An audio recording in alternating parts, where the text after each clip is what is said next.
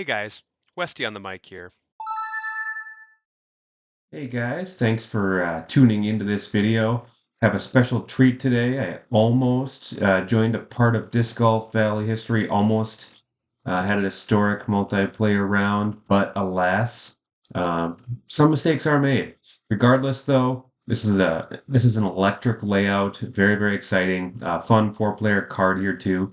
We have Samson, who I played a lot at the end of last multiplayer season. We have Luckiest Guy, who runs a lot of the coolest events and leagues you've seen throughout the Disc Golf Valley universe. And then Austin fan, I have not seen a lot of him, but we'll see how these three and myself do. Fun to start out. High wind, eagle. For me, for some reason, the high wind, a 3 or 4 wind on windswept 5, almost makes it more likely for me to have a good ace run. So kind of fun. Gave it a bid there. Was fairly close in the forehand. I feel better about my backhand. One that I have with my glide roll ride, but the wind has to be pushing left to right for me to consider that. Another fun wind here. I didn't really feel tempted to ace run it at all. Looks like Austin fan did, and he was very close to that ace. Everyone looks to be a little ways out. Austin fan sneaks it in the bottom left corner pocket, and Samson and Austin both in with their eagles, as am I. And it looks like Luckiest Guy just leaves it a bit high. It's tricky to judge with that wind, and he's going to take a birdie to start out with there. So not super fun to take that one. The rest of the card is taking eagle, especially with a very, very high scoring potential layout. And here we go, another par four. This is windswept two. There's a large margin for error on this hole. With the headwind, one thing that can happen is you could have a dud skip there, and it could leave you with, I don't know, maybe 80 to 100 feet into the wind. And yeah, that's tricky. Like, you're not going to make all of those, but most of the time, uh, no matter what the wind is, you're going to have a play to get within, putting range. So that's what we were all able to do on that hole. Everyone stuck it pretty close. And here we go, Oak Hill, hole 8. In my mind, I saw that this was a high scoring layout, but didn't really have a score goal set in my mind at this point. On this one, I kind of have two plays. I have a forehand glide skip rive that I'll sometimes turn into a light glide rive around the left side, and I let it kind of lob all the way around and then bounce to about 50 feet on its way up the hill. And then I have the play you saw me do on this one, where basically I just go straight as an arrow and I put the turn glide rive on low and send it right into, like the crest of that hill and let it bounce to the top. That's what I did there. I kind of like that play. If the wind's not right, it's a tricky one. So it can go, too far left or too far right in a hurry, but I do like it. Now here's a fun one, Oak Hill 2. We all get fun ace runs at it. Boom! Love that. Look at that. Two aces. Oh, sorry. I was wrong. One ace, one I was just putting in there. But all the fall flights, all the shot trails on this hole, it was fun to watch those. And this is the first time where I start to realize, okay, wow, starting to have a little bit of a heater going. Obviously, everyone's scoring pretty well for the most part, but I realize that's all blue on the card. And I feel like I remember the last three holes are all gettable eagles on Ikigai Springs. Obviously, not easy ones, but gettable. So I'm thinking, okay, I have a chance at this. I could go 18 under. So I'm, get on this hole. I, get within 50 feet. It's a putt. And now I'm thinking, all right, I'm 3 holes to go. Let's hope for good wins in the last few holes because the eagle ability is somewhat wind dependent on those. Look at all the blue on the scorecard, you guys. This is crazy.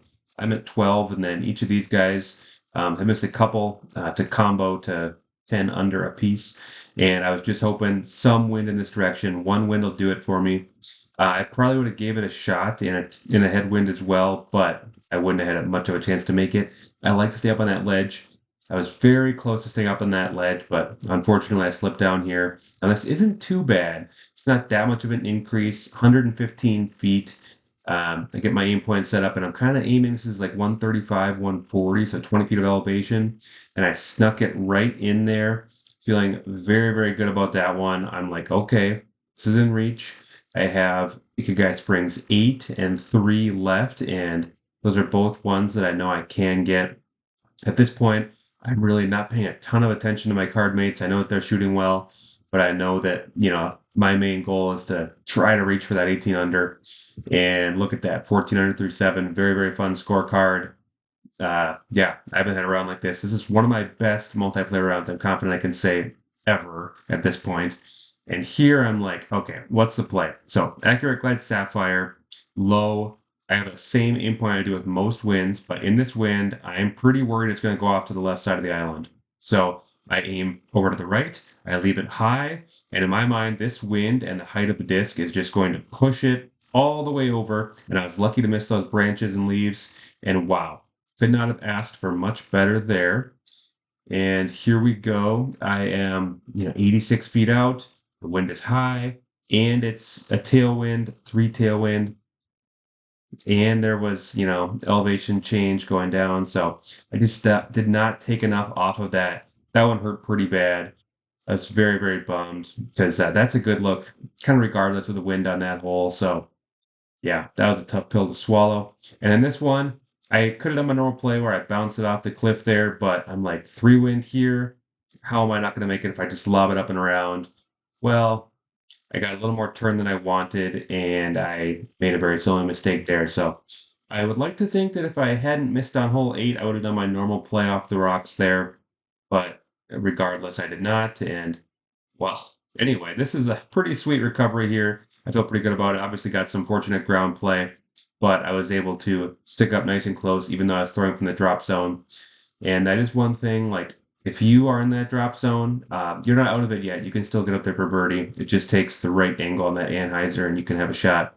So 71 feet out, I nailed this one.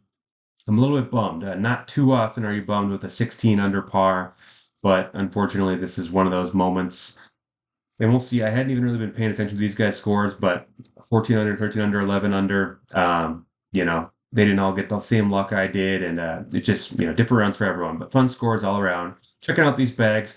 Couple rivers in the bag for Austin fan. He's got the Grace and Skip Musket in his fairway pouches. He has a couple Ballista Pros, has a Stiletto, and then he has only two Rives, and then the Heart Musket. That's fun. He goes double Fuse, Windbreak, and Sticky. You don't see that very often and then double Piers as well. So fun bag from him. We got Samson. First one I noticed is that Glide Accurate Sapphire down there. That fun global one. I always love seeing those in bags. Brings a smile to my face.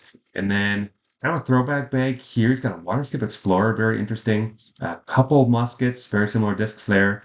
Three Rives. Also has a Ballista Pro. And then he goes Pure and Fuse in his mid and putter as well. So interesting bag. And then Luckiest Guy, always one of the coolest bags to check out in the valley. He's got that awesome captain in the bottom left. Love that stamp. He's got the Hobsonheiser Big Skip Rive. He's got several Global League discs, including a couple of my favorites that I was able to design. He's got the really cool Accurate Roll Instinct that he won from one of the Rumbles. And then he's got some American red, white, and blue looking discs in his putter and mid-range pouches. And yeah, always an awesome bag. Thank you for watching.